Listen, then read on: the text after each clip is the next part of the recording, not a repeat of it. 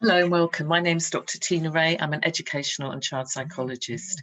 Today I want to talk to you about my new publication, My Toolbox of Wellbeing Journal from Hinton House Publishers.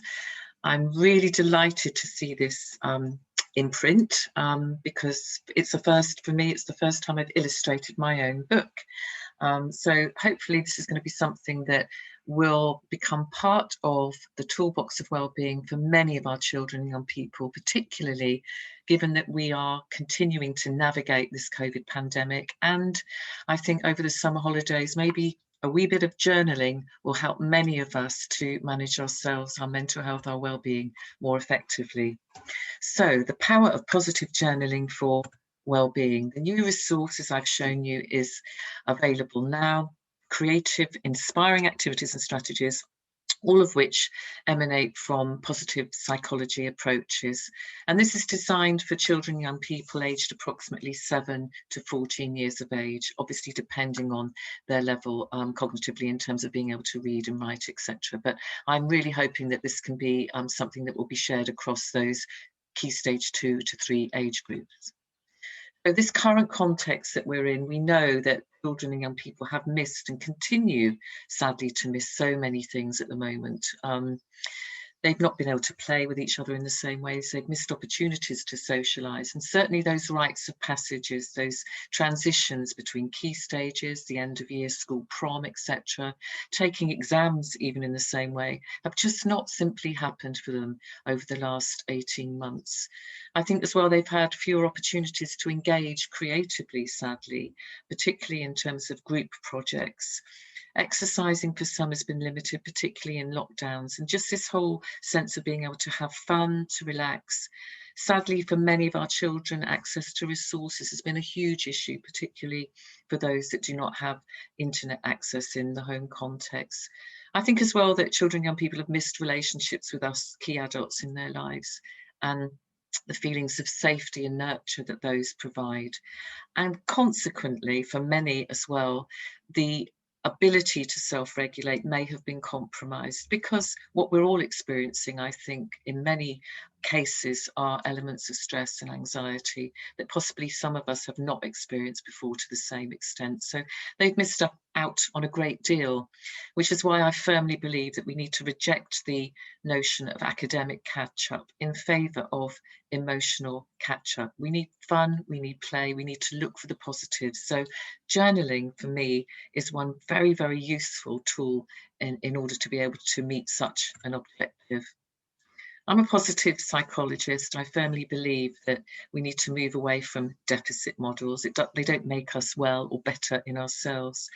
I think that positive psychology is the study of what makes us as human beings stronger, happier, and how to be our best selves. And overall, I think it's key to helping us to have good mental health and leading what I think are more meaningful lives. Martin Seligman talks about this a great deal. It's not simply about being happy. That's too simplistic. It's about having a greater sense of meaning and overall well-being. We all want to have what I call a good life, and that has been compromised to a great extent for many of us during this COVID pandemic. The positive psychologist researchers show us that volunteering, helping others, those random acts of kindness, or I use planned ones myself, experiencing all that sense of being in the world and really valuing what we have, that spirituality, the opportunity to be creative and engage in what Csikszentmihalyi calls flow, those moments when you are creating something, you're not noticing time passing, is an absolute essential. These are the things that increase our endorphin levels, our sense of overall well-being. And there are 10 keys that positive psychologists suggest are keys to happier living. 5 of them, the first 5, focus on how we respond to the outside world. So what we do for others, how we connect, how we take care of our bodies, what we notice or appreciate about the world around us, and how we try things out, how we learn new stuff. The 5 second lot of keys here really focus on what happens inside of us. So our sense of direction, that we have the right kind of goals. And I call them small steps because I think that's what we can cope with when we're stressed, are small steps, not big goals, but having those goals to look forward to, finding ways to become more resilient, to bounce back, to keep going, having grit, taking a positive approach, challenging our negative thinking, and being comfortable accepting who we are as human beings and valuing ourselves, but also having a sense of meaning and purpose. So I hope that in my Toolbox of Wellbeing journal, I've been able to incorporate these 10 P's. And one of the things I think is really important is to have what we call an attitude of gratitude, because even on a really bad day, and many of us have had lots of those, sadly, during the last 18 months, we can always find things that we feel good about. And this is really important. It's not about ignoring the bad things, the difficulties. It's about us focusing attention on the more positive things rather than simply mulling on those negatives. And it's really important to try this out, that difference it makes to us on a daily basis. So identifying 3 good things at the end of the day. And in the journal, this is one of the activities that I've incorporated amongst many of these that I'm going to talk about in this little presentation. It's important at the end of the day, if I'm recording these in my journal, I can read them last thing before I go to bed. And that can make me just go to sleep on a more positive note, with a more positive frame of mind, valuing 3 lovely things that have happened. I also think that gratitude needs to be shown to others, so reaching out to other people. So just posting that little letter, writing down what we're grateful for to someone that we love who's shown us something very kind during that day.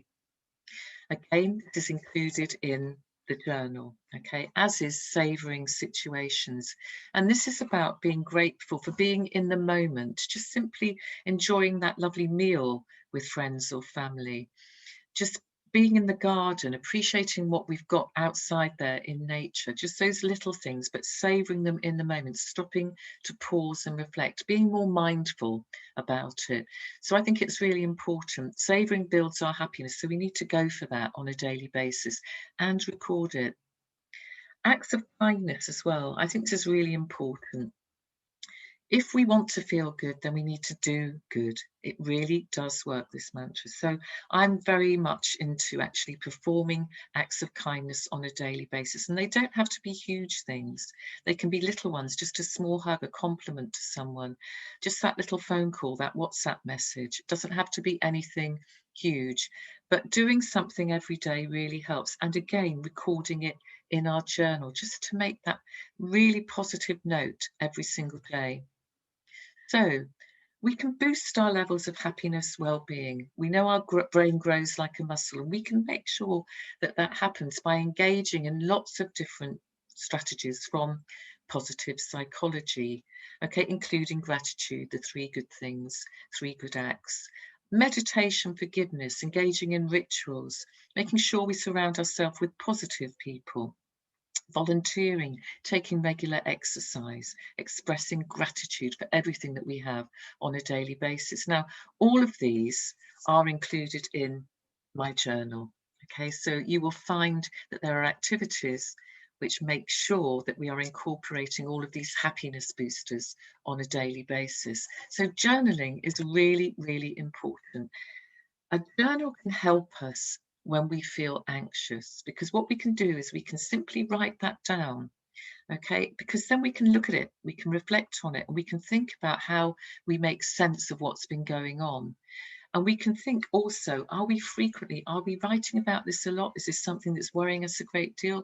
Do we need to change something about how we're responding? Do we need some additional help? Do we need to actually go and talk to someone? Feelings can often be very complex, but if we write them down, that can help us to unpick some of these knots. I call them knots. Sometimes I call them gnats, negative automatic thinking, but I call these knots. We can help ourselves to begin to unpick them. So within my toolbox of wellbeing, there are pages here where we just simply reflect on how we are feeling, what's making us feel anxious, or what's making us feel happy too. Us can also keep secrets, which is wonderful for kids and for us as adults. And that's important too, to have that private space for your private self. We can tell a journal anything. We don't need to necessarily have to let others know. We might want to get a lockable diary, however, if we want to tell too many secrets. But it's really important as well that a journal can capture those special times, and we can remember back to things like much loved pets that we've had, amazing events, Christmases, lovely holidays, special times with people. And that's really important. We can also anchor ourselves back and visualize ourselves back in a special moment or a place where we felt really happy, serene, content. And I think it's important as well because at this current time for children and young people, they need to be able to see that life isn't always so bad. It's not always going to be this way, that we did have these wonderful times before. And we can even write down funny things, just jokes that people have shared with us, because it's important. We'll read back at that and we will give ourselves a little giggle, a little laugh. And that's important too, really savouring and celebrating those magic moments. We can get this sort of formats that we want in any kind of way, really. We can have an empty journal, we can have just an exercise book that we decorate, that we make special or personalised to ourselves. We can buy already made journals such as my journal, but we can do it digitally, online, on a PC, etc, etc. And I think it's really, really important. If you want something really big, you can go big and have a fabulous big journal and a huge scrapbook where you actually stick lots and lots of photos, etc. This is personal. It has to be what suits the individual child or young person. The reason I've developed this primarily is because I think this works. I use journaling as a means of actually reflecting on things, as a means of actually supporting my well-being on a daily basis. And that's why I've incorporated so many of these tools from positive psychology in this new publication. It's so important to us. To summarize here, journaling can improve our mental health and well-being because it helps us to record and savor special moments. It can help us manage our stress and anxiety because we can reflect on it and process and identify errors in thinking. Okay, we can challenge our negative thoughts. We can share concerns with others, and it can prompt us to do that. It can improve our confidence and self-esteem as well because we can reflect on the good. Okay, it can help us build social connections because if we're using gratitude, for example, writing those little notes and we're actually recording that on a daily basis, again, we are connecting with others, which is good for our well-being. It can also really support us in processing problems and negative feelings or experiences, which is why I've recorded in here some very useful problem-solving frameworks as well, and also lots and lots and lots of lovely mindfulness activities and drawing and colouring, and ways in which you can actually manage your worries more effectively. And I think that's very, very important. So there's lots of good, sound advice here, which is based, evidence-based, obviously. So in my introduction to this new publication, I tell the children and young people who may be using it what I've included, which are lots of activities for them to try out, including self-regulation, reframing NATs or negative automatic thoughts, making connections and engaging in creativity and flow activities. I've included lots of inspirational quotes from famous and not so famous people, thoughts for the day that they want to reflect on, mindfulness activities that they can use.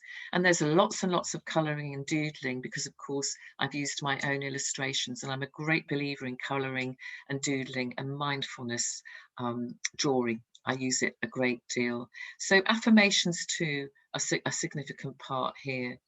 And the idea really is to support the child or young person to develop their own toolbox of well-being and have some fun. This should be fun. So I'm hoping that this has come out at the right time, that it's something that people may want to reflect on and think about. Just get a copy basically and hopefully make use of it. And I would love to hear some feedback. I'd love for some of the children and young people who are using this currently. I've had some feedback already from a lovely little friend of mine who is using this and has absolutely loved it. So I think it's really, really important. We want to support our children now to gain their sense of calm, to regain that, and also to really see that the future holds much that is positive and good for them. And I think they can do this if they begin to make use of journaling as a key tool for maintaining their own well-being. So hopefully this will be something that you can take away, that you can use and share with others. So I'm going to post this, obviously, and hopefully you will be able to send it to friends, to colleagues, and children and young people that you know that would really benefit from this. So thank you very, very much for listening, and wishing you all the well, and hope that, you know, this is something people will really want to make use of over the summer holidays.